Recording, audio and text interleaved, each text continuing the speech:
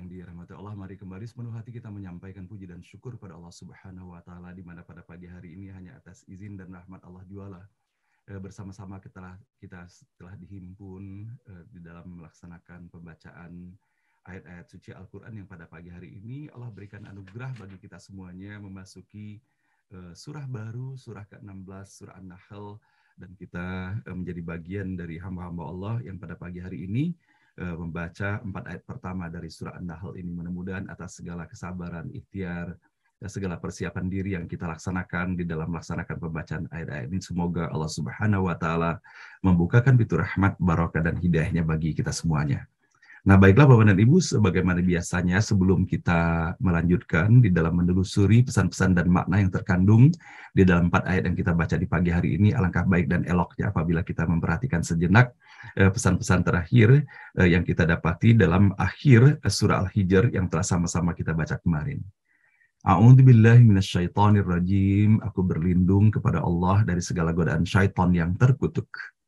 Bismillahirrahmanirrahim, dengan menyebut nama Allah yang Maha Pengasih lagi Maha Penyayang. Melalui ayat-ayat terakhir yang kita baca di dalam surah Al-Hijr kemarin, kita bisa mendapati bahwa betapa Allah Maha Pengasih dan Allah Maha Penyayang. Dan bagaimana Allah mengekspresikan cintanya kepada baginda Rasulullah SAW, dan Allah terus memberikan motivasi di dalam kehidupan Rasulullah. Dan sesungguhnya ketika Allah menyampaikan pesan-pesan kepada Rasulullah SAW, pesan ini pun berlaku pula untuk kita semuanya.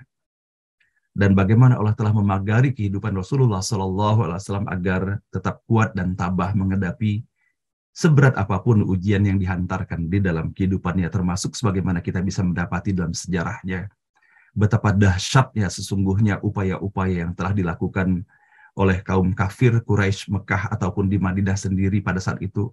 Orang-orang berada di Madinah dalam upaya mereka untuk merintangi dan menghalangi atas apa yang telah dilaksanakan oleh Rasulullah SAW.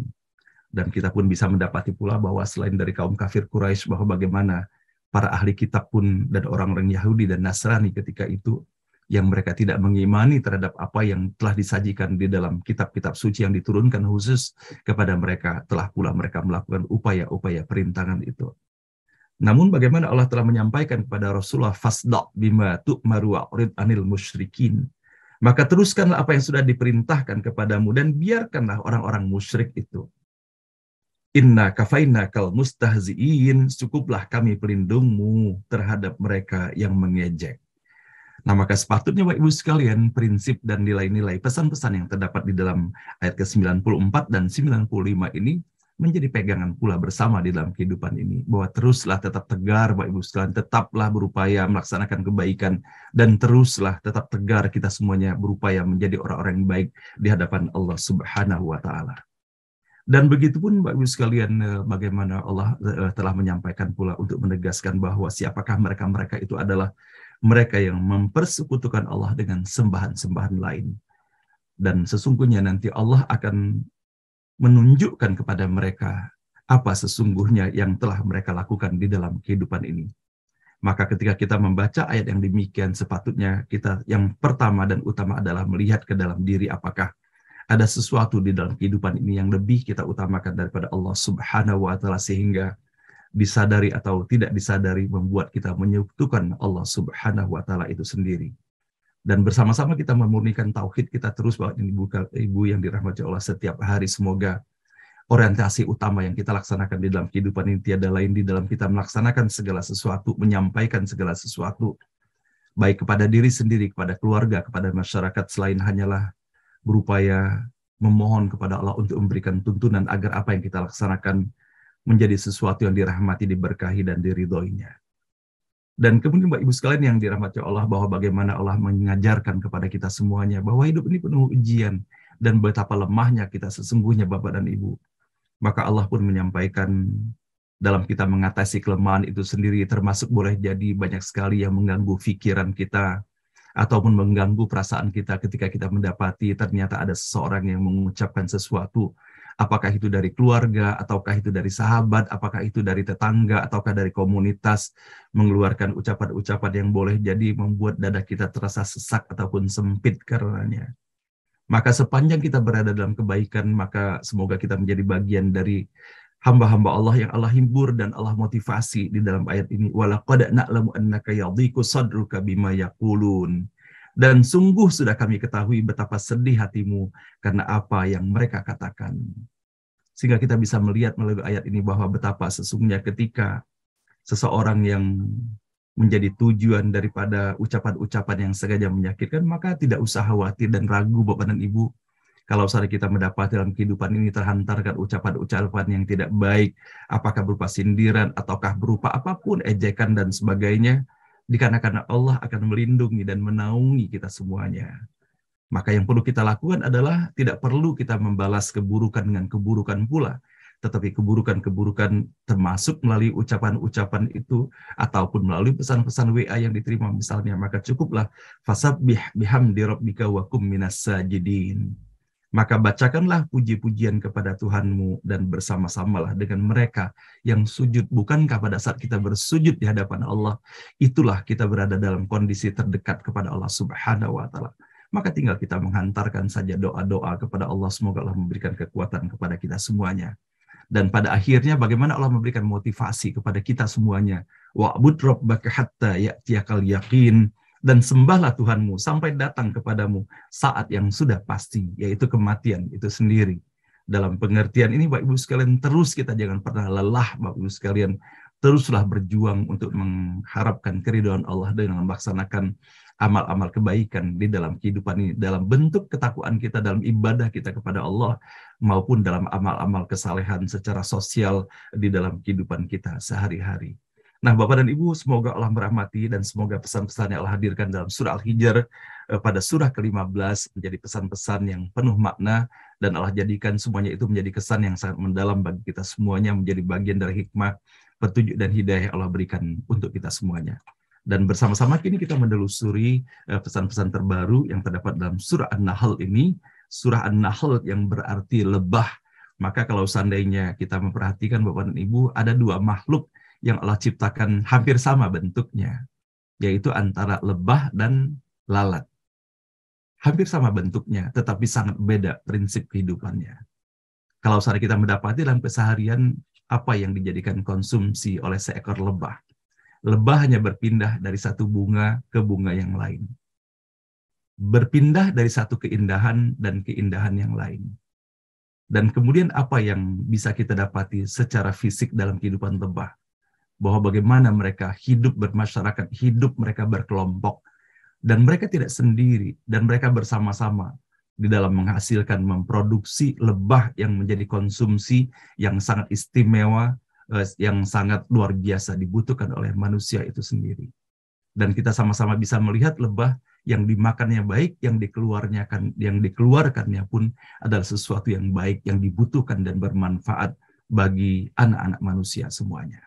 Namun sebaliknya kita bisa melihat bentuk secara fisik hampir yang sama, itulah lalat. Lalat, apa yang dikonsumsi oleh lalat dan kemana lalat selalu mendekat? Lalat hanya mengkonsumsi sesuatu yang busuk, sesuatu yang buruk, sesuatu yang tidak enak dipandang mata. Dan itulah yang dikonsumsinya.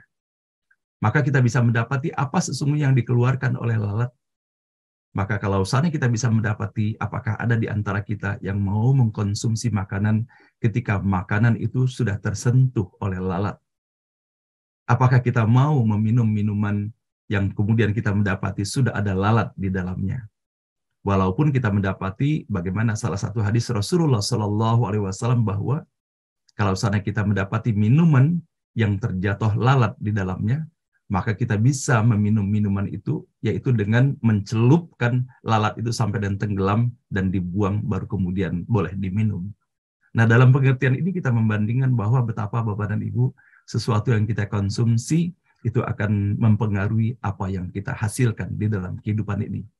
Maka dari itulah semoga Allah berikan kemudahan bagi kita semuanya untuk menggunakan mata kepala, telinga kepala kita di dalam menyerap segala sesuatu yang baik, bukan hanya sekedar asupan fisik, bukan hanya asupan fisik yang kita jaga daripada sisi kesehatannya, namun tentu juga dari sisi kehalalan dan thayyibnya.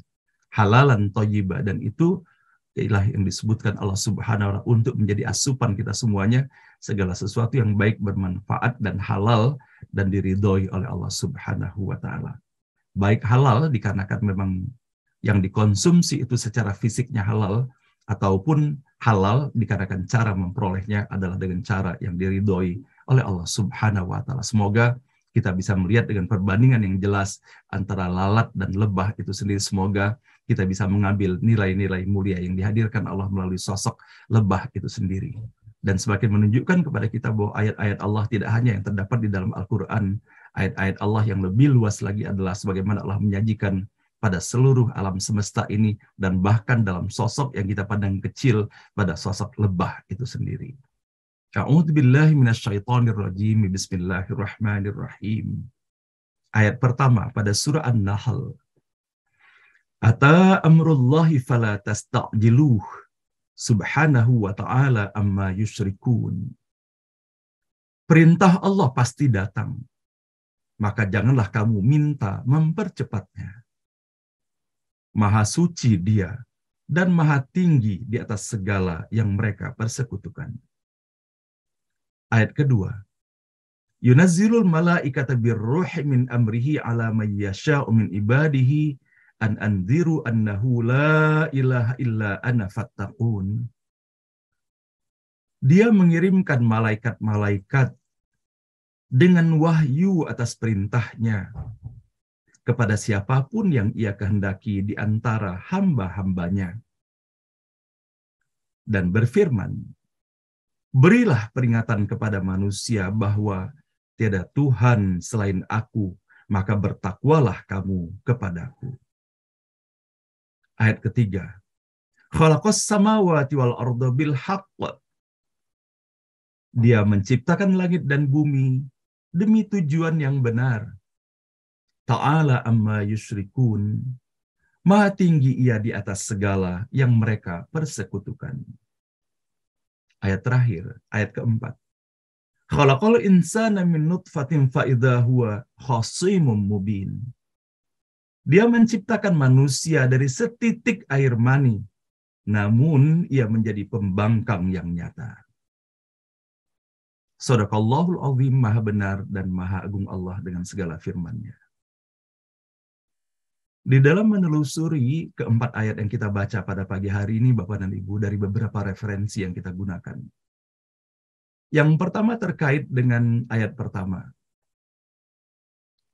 Pada ayat pertama ini kembali Allah menyampaikan kepada kita semuanya sesuatu yang terkait dengan bagian akhir dari ayat-ayat yang kita baca pada surah Al-Hijr, bahwa betapa dalam kehidupan Rasulullah SAW begitu banyaknya tidak hanya kaum kafir Quraisy tetapi juga penduduk-penduduk lainnya, baik yang berada di Mekah ataupun yang berada di Madinah, dan termasuk para ahli kitab itu sendiri.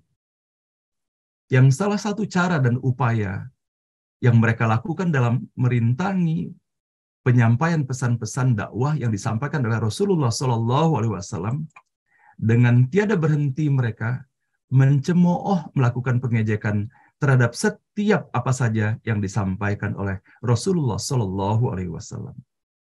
Maka terkait dengan ayat pertama yang kita baca pada pagi hari ini dalam sejarahnya adalah bahwa ketika Rasulullah SAW menyampaikan pesan dan firman Allah mengenai datangnya hari kemudian itu sendiri, akan berakhirnya kehidupan alam dunia ini, maka mereka menantang Rasulullah SAW, kenapa sampai dengan hari ini tidak terjadi apa yang dimaksudkan oleh Rasulullah sebagai hari kiamat itu sendiri. Dan ucapan-ucapan ini bukan hanya dilaksanakan oleh 1-2 orang, tetapi begitu banyak orang yang tiada henti, dan bahkan sesama mereka saling memberikan dengan isyarat-isyarat bahasa tubuh antara satu dengan yang lainnya untuk menunjukkan bahwa mereka mencemooh terhadap apa yang disampaikan oleh Rasulullah SAW. Maka kemudian dalam situasi dan kondisi yang demikianlah kepada Nabi Muhammad diturunkan ayat ini untuk disampaikan kepada mereka bahwa perintah dan pesan-pesan atas apa yang telah Allah tetapkan itu pasti akan datang. Sebagaimana halnya telah terjadi hal itu, baik azab-azab Allah yang telah disampaikan, yang telah dihadirkan kepada masa kehidupan Nabi dan Rasul sebelumnya ketika mereka mengingkari Allah Subhanahu wa Ta'ala. Dan mereka tidak menyadari bahwa sesungguhnya begitu banyak contoh yang telah Allah hadirkan di dalam kehidupan mereka. Bahwa kiamat itu bukan hanya kiamat besar, tetapi juga kiamat kecil di dalam kehidupan ini, yaitu berakhirnya kehidupan mereka sendiri. Nah, Bapak dan Ibu yang dirahmati Allah Subhanahu wa Ta'ala amma yusyrikun. Mudah-mudahan kita semuanya Allah hindarkan, Allah jauhkan dari sikap dan perilaku serta tata nilai yang digunakan oleh orang-orang yang melakukan pencemoohan dan melakukan penyekutuan Allah Subhanahu wa Ta'ala dengan segala sesuatu yang mereka cintai di dalam kehidupan mereka. Dan begitu pun kita bisa mendapati bahwa bagaimana melalui ayat kedua pada pagi hari ini Allah menyampaikan bahwa pesan-pesan yang dihadirkan kepada Nabi Muhammad SAW, Allah turunkan malaikat untuk menyampaikan pesan-pesan itu sesuai dengan apa yang telah Allah titahkan kepada mereka. Di dalam ayat kedua pada tafsir Abdullah Yusuf Ali kita bisa mendapati satu keterangan di dalamnya. Maka bertakwalah kamu kepadaku. Orang-orang musyrik dengan dewa-dewi yang mereka puja dan mereka cintai yang begitu banyaknya itu, yang mereka sampaikan apakah dewa yang baik ataupun dewa yang buruk sekalipun dapat mengadu domba antara satu dengan yang lainnya. Padahal ini hanyalah sekedar mereka mempermainkan agama. Dengan konsep serupa itu orang takkan dapat mengerti makna kesatuan perencanaan, juga takkan mengerti arti kekuasaan dan keagungan Allah yang kepadanya semata orang menyembah dan beribadah. Dan kita bisa mendapati Bapak dan Ibu yang dirahmati Allah bahwa bagaimana melalui ayat ketiga pada pagi hari ini setelah Allah menyampaikan kepada kita semuanya. Sebagaimana yang kita dapati pada ayat ke-85 ketika kita masih berada di dalam surah Al-Hijr beberapa hari yang lalu. Dalam surah Al-Hijr pada ayat ke-85 Allah menyampaikan, dan tidak kami ciptakan langit dan bumi dan segala yang ada di antaranya kecuali untuk tujuan yang benar, illa bil haqq wa inna sa'ata la'atiyatun fasfahis safhal jamil, dan saatnya pasti akan datang, maka maafkanlah segala kesalahan insan dengan maaf yang baik. Maka kita bisa mendapati bahwa bagaimana Allah menegaskan kembali.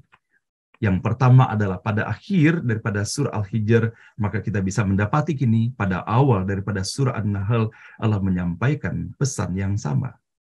Khalaqas samawati wal arda bil haqqi, bahwa Allah menciptakan langit dan bumi, dan tentunya termasuk kita yang merupakan bagian dari ciptaan Allah yang hidup di muka bumi ini, bahwa Allah menciptakan ini bukan dengan main-main, tetapi Allah menciptakan dengan benar, dengan punya maksud dan tujuan yang jelas.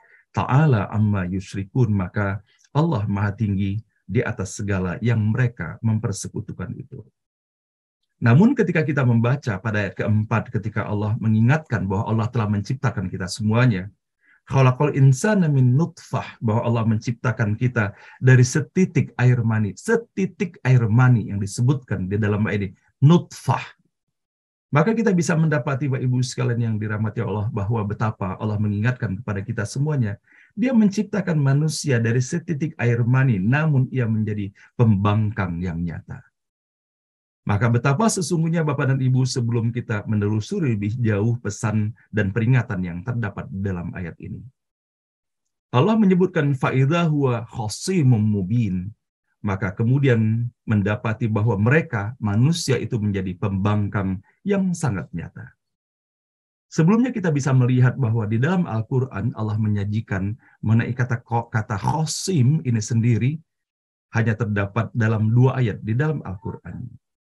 Yang pertama kata khosim terdapat di dalam ayat keempat pada surah An-Nahl, dan yang kedua yang terdapat di dalam ayat yang kita boleh jadi sangat familiar terhadap ayat ini, yaitu dapat pada ayat ke-77 pada surah Yasin. Awalam yarul insanu anna khalaqnahu min nutfatin fa idza huwa khasimun mubin. Dan tidaklah manusia memperhatikan bahwa kami menciptakannya dari setetes mani, ternyata dia menjadi musuh yang sangat nyata. Nah, Bapak dan Ibu yang dirahmati Allah, ada 2 konsepsi yang bisa kita lihat dari penciptaan manusia dari setetes air mani itu sendiri. Yang pertama, kita bisa mendapati sebagaimana pula muncul persepsi dan anggapan pada iblis itu sendiri menganggap bahwa manusia diciptakan dari sesuatu yang sangat hina, dari setetes air mani. Dan pada bagian lain Allah menyebutkan bahwa kita diciptakan dari tanah. Dan bagaimana para ulama dan bagaimana para mufassir dan terutama para ilmuwan mempertautkan antara pernyataan Allah menciptakan manusia itu dari tanah dan Allah menciptakan manusia itu daripada nutfah, daripada setetes air mani. Bagaimana mata rantai sesungguhnya melalui makanan dan begitu kompleksnya sampai dengan terciptanya air mani itu sendiri. Maka di satu sisi dianggap bahwa diciptakan dari sesuatu yang hina, maka kenapa manusia harus menyombongkan diri pula karenanya? Padahal sesungguhnya proses dari penciptaan air mani yang dipandang hina oleh setiap manusia itu sendiri untuk menjadi sosok anak manusia bahwa memerlukan mata rantai dan perjalanan yang sangat panjang dan semuanya itu hanya berlaku hanya atas ketetapan dan penciptaan dari Allah Subhanahu wa Ta'ala. Maka ketika kita menyadari bahwa kita dahulunya adalah makhluk yang sangat lemah, kenapa terhantarkan pada kehidupan sekarang ini muncul rasa sombong di dalam diri itu? Padahal sesungguhnya ketika kita menyadari Bapak Ibu sekalian bagaimana perbedaan pun bentuk rupa antara kita semuanya berasal dari sesuatu yang sama. Berasal dari sesuatu yang menjijikkan bahkan dalam pandangan manusia pun, setetes mani itu sendiri. Maka sebagaimana pula halnya Allah menciptakan kepada kita semuanya seperti halnya perbedaan jemari yang luar biasa. Bukankah semuanya itu berada di dalam awal yang sama ketika kita melihat bahwa semua jemari itu menempel di telapak tangan yang sama? Nah, begitupun sebaliknya Bapak dan Ibu yang dirahmati Allah melalui setetes mani ini. Dan ketika mata rantainya Allah menyampaikan bahwa penciptaan manusia itu dari tanah, maka kesombongan iblis itu yang telah membuat iblis tidak menyadari bahwa sesungguhnya betapa keistimewaan penciptaan umat manusia yang kalau kita memperhatikan bagaimana kandungan yang terdapat di dalam tanah itu sendiri dibandingkan dengan kandungan yang terdapat di dalam api itu sendiri baik secara fisika ataupun kimianya. Nah, sehingga Bapak dan Ibu yang dirahmati Allah melalui ayat ini pun Allah menyampaikan pesan pula kepada kita semuanya agar kita orang yang selalu ingat akan asal kita. Ingat asal dari mana kita berada. Sehebat apapun kita sekarang ini, kita berasal dan dilahirkan dari ayah dan ibu kita. Dan kita dibesarkan dengan adanya saudara-saudara kita yang membantu kita ketika kita masih kecil dahulu, menenteng tangan kita, menunjuk kita, menyuapi kita makan. Ada guru-guru kita yang mengajari kita semuanya. Allah mengingatkan kenapa kita harus sombong, kita harus ingat di dalam akar dari mana kita berada sesungguhnya. Nah, Bapak dan Ibu yang dirahmati Allah, pada ujungnya Allah mengingatkan kepada kita bahwa kita dihadirkan dan Allah meminta kita hormat kepada ayah dan ibu kita. Dan pada akhirnya, siapakah yang telah menciptakan ayah dan ibu kita? Dan betapa kita bisa merasakan dalam kehidupan sehari-hari Bapak dan Ibu ketika kita telah berbuat baik kepada seseorang. Penuh ketulusan berbuat baik itu, kemudian kita mendapati seseorang itu mengkhianati kita. Seperti apa perasaan kita sesungguhnya? Padahal yang telah kita lakukan kepada seseorang yang kita anggap mengkhianati kita itu sangat kecil sesungguhnya kebaikan yang telah kita lakukan. Namun hal itu menimbulkan rasa sakit yang luar biasa sesungguhnya. Maka apalagi ketika kita menempatkan diri kita di hadapan Allah Subhanahu wa Ta'ala, sebandingkah antara kebaikan Allah Subhanahu wa Ta'ala, kebesaran dan kekuasaannya yang ditunjukkannya di dalam diri kita ini dengan kebaikan yang telah kita lakukan kepada manusia yang berada di seputar kita. Maka kembali lagi Bapak dan Ibu yang dirahmati Allah bahwa di dalam kita menuju kepada Allah Subhanahu wa Ta'ala, ketika kita ingat bahwa kita semuanya akan kembali kepada Allah Subhanahu wa Ta'ala, maka kita bersama-sama Bapak Ibu sekalian, kalau sana kita pernah merasa tersakiti oleh siapapun, baik keluarga ataupun sahabat, kerabat, tetangga, dan siapapun, maka kita ingat bahwa kita akan kembali kepada Allah Subhanahu wa Ta'ala. Tidak perlu kita menyimpan kesalahan orang lain di dalam diri kita. Lebih baik kita berjuang untuk diri kita sendiri kembali kepada Allah. Jangan kita terbenam, terikat dalam kesalahan-kesalahan ataupun dosa ataupun pengkhianatan sekalipun yang telah dilakukan oleh orang lain kepada kita. Karena Allah telah mengingatkan kita, fasfahis sofhal jamil, maka maafkanlah segala kesalahan insani itu dengan maaf yang baik. Dan sesungguhnya ketika kita mampu membukakan pintu maaf yang seluas-luasnya, hal itu bukan saja menguntungkan kepada orang yang dimaafkan karena terbebaskan dari pertanggungjawaban nanti di hadapan Allah Subhanahu wa taala, namun utamanya adalah untuk diri kita sendiri, agar di dalam perjalanan pulang kita ke akhirat nanti kita tidak terikat, tidak terpanggil kita di dalam pengadilan yang dilakukan oleh orang lain, meskipun kesalahan orang lain itu kepada diri kita sendiri. Mudah-mudahan Bapak dan Ibu yang dirahmati Allah, dari apa yang kita dapati dalam ayat keempat pada pagi hari ini, dan terkait pula bagaimana Rasulullah SAW telah menyampaikan pesan-pesannya untuk kita menghindari memiliki pribadi dan perilaku akhlak yang memiliki kesombongan di dalam kehidupan ini, maka salah satu cara mengikis kesombongan itu adalah dengan banyak-banyak kita mengingat awal kita, asalnya dari mana kita ini. Apakah dalam karir, dalam kekayaan, dalam kehidupan, kita harus menginventarisir siapa-siapa sajakah yang sesungguhnya mereka memiliki sidik jari di dalam kehidupan ini. Boleh jadi kita tidak menyadari bahwa jangan-jangan tukang sayur yang lewat depan rumah kita memiliki sidik jari di dalam kehidupan kita ini. Ketika kita membeli sayur dari mereka, kemudian kita nikmati, ternyata melalui sayur itu Allah hadirkan nikmat kesehatan bagi kita semuanya. Maka kita bisa mendapati, Bapak Ibu sekalian yang dirahmati Allah, bahwa bagaimana kita bisa mendapati ulama kita Imam Syafi'i menuliskan sampai dengan beratus-ratus guru yang dihadirkan di dalam kehidupannya. Dan guru yang dituliskan oleh Imam Syafi'i bukan hanya guru yang mengajarkan ilmu agama semata, tetapi siapapun yang mengajarkan hikmah di dalam kehidupannya, maka dicatatlah hal itu sebagai gurunya. Nah, mudah-mudahan Bapak Ibu sekalian yang dirahmati Allah, dengan kita terus mengingat kepada asal diri kita, semoga tidak saja kita semakin merunduk di hadapan manusia, namun utamanya merunduk kita di hadapan Allah Subhanahu wa taala. Dan semoga Bapak Ibu sekalian dengan segala kerundukan hati kita di hadapan Allah, Allah semakin membukakan pintu rahmat, barokah, dan hidayahnya untuk kita semuanya. Dan semoga Bapak Ibu sekalian kata Hosim yang terdapat di dalam ayat yang kita baca pada pagi hari ini, dan yang terdapat pula di dalam ayat ke-77 pada surah Yasin, awalam yarul insanu anna khalaqnahu min nutfatin fa idza huwa hasimun mubin.